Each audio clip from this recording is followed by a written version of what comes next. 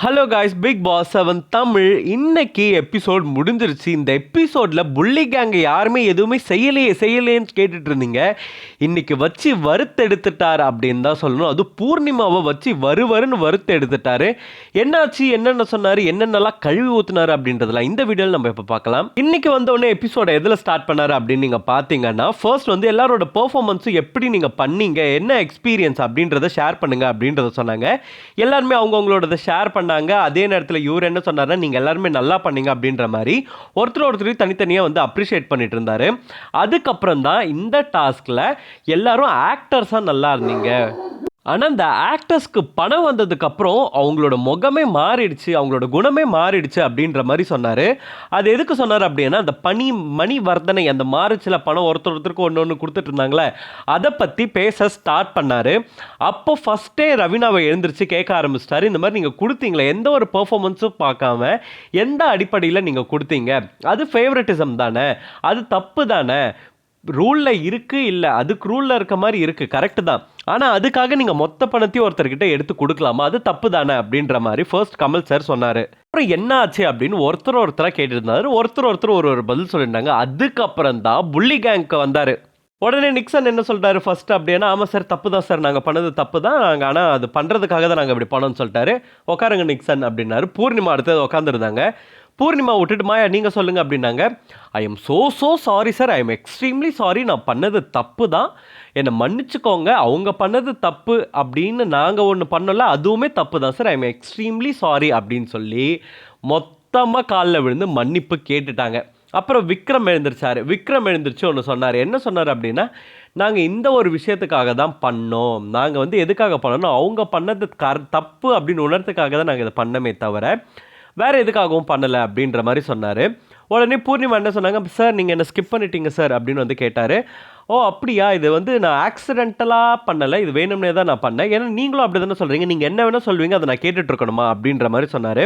உங்களுக்கு அவ்வளோ தைரியமா, நீங்கள் என்ன வேணால் வீக் ஃபுல்லாக பண்ணுவீங்க, வீக்கெண்டில் இவர் வருவார், வந்தால் இவர்கிட்ட என்ன வேணால் சொல்லிக்கலாம் அப்படின்ற ஒரு தைரியத்தில் தான் நீங்கள் எல்லாத்தையுமே பண்ணிகிட்டு இருக்கீங்க, அதை நான் எதே கேட்கணும் அப்படின்றாங்க. இல்லை சார், நான் எக்ஸ்பிளைன் பண்ணுறேன் சார், சார் சொல்லுங்க அப்படின்ன உடனே, நான் அந்த அர்த்தத்தில் சொல்ல வரல சார், நான் என்ன சொன்னேன்னா, அவங்க பண்ணது தப்பு, அந்த தப்பை திருத்துறதுக்காக தான் நம்ம இப்படி பண்ணுறோம் அப்படின்றதுக்காக தான் சார் நான் இப்படி பண்ணேன், ஆனால் அதில் திருத்துறதோ இல்லை கரெக்ட் பண்ணுறதுக்கான ஒன்றுமே இல்லையே, அவங்க தப்பு பண்ணாங்க அதனால நாங்களும் பண்ணோம் அப்படின்ற மாதிரி தானே இருந்துச்சு, அதில் எதுவுமே கரெக்ட் பண்ணுறதுக்கான ஒரு விஷயத்தை நீங்கள் ஸ்டெப் எடுக்கவே இல்லையே அப்படின்னு கமல் சார் கழுவி ஊற்ற ஆரம்பிச்சிட்டார் பூர்ணிமாவை. அதுக்கப்புறம் பூர்ணிமா என்ன சொன்னாங்க அப்படின்னா, இல்லை சார், நீங்கள் எந்த விஷயத்த சொல்கிறீங்கன்னு எனக்கு தெரியுது, நான் வந்து இந்த மாதிரி நம்ம என்ன வேணால் சொல்லிக்கலாம், சமாளிக்கணும்னு நினச்சா என்ன வேணால் சமாளிச்சுக்கலாம் பணத்தை வச்சு அப்படின்னு நான் சொன்னதுக்கு முக்கிய காரணம் என்னென்னா, வந்து தப்பு பண்ணலையே, இவங்க இப்படி பண்ணுறாங்க, இவங்க பண்ணுறது தப்புன்னு நம்ம நிரூபிக்கணுன்றதுக்காக நான் இப்படி பண்ணேன் அப்படின்னு சொன்னாங்க. உடனே கமல் சார் சொல்லிட்டாரு, அப்படி ஒன்றுமே பண்ணலை நீங்கள், அப்படி ஒன்றுமே ஒரு விஷயத்தையும் நீங்கள் அந்த இடத்துல பேசவே இல்லை, இப்போ டோட்டலாக நீங்கள் மாற்றி தான் பேசுகிறீங்க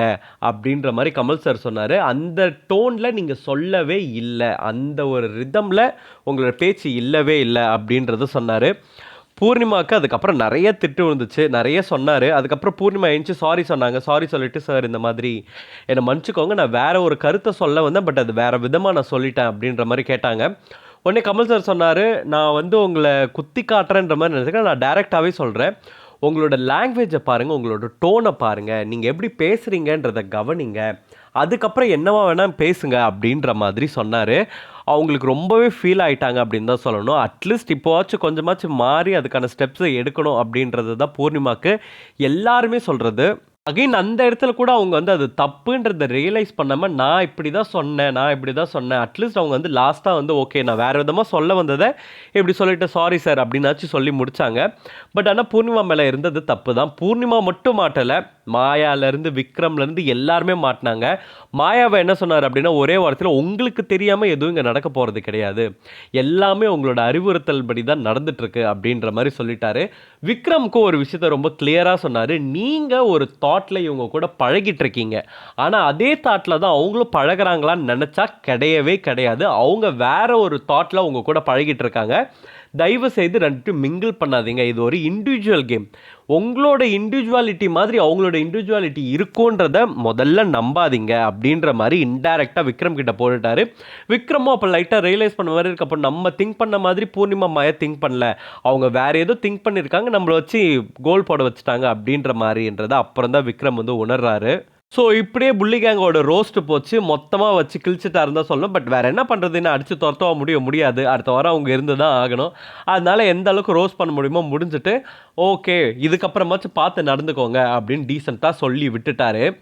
இதில் வந்து ஒருத்தருக்கு ஒரு ஃபேன் இருப்பாங்க. இப்போ அர்ச்சனாவுக்கு வந்து ஒரு பெரிய ஃபேன் இருப்பாங்க, தினேஷ்க்கு ஒரு பெரிய ஃபேன் இருப்பாங்க, விசித்ரா மேடமுக்கு ஒரு பெரிய ஃபேன் இருப்பாங்க. அந்த மாதிரி ஒருத்தருக்கு ஒரு ஃபேன் இருப்பாங்க, மாயாவுக்கு கூட இருப்பாங்க. ஆனால் இன்னைக்கு எல்லாரோட ஃபேனுமே ஒரு விஷயத்துக்கு எதிர்ப்பே தெரிவிக்காமல் சந்தோஷப்பட்டாங்க. அது எது தெரியுமா? ரவீனாவை ரோஸ் பண்ணது. எல்லாருமே எங்கே பார்த்தாலும் ஒரு சப்போர்ட் கூட ரவீனாக்கு இல்லை.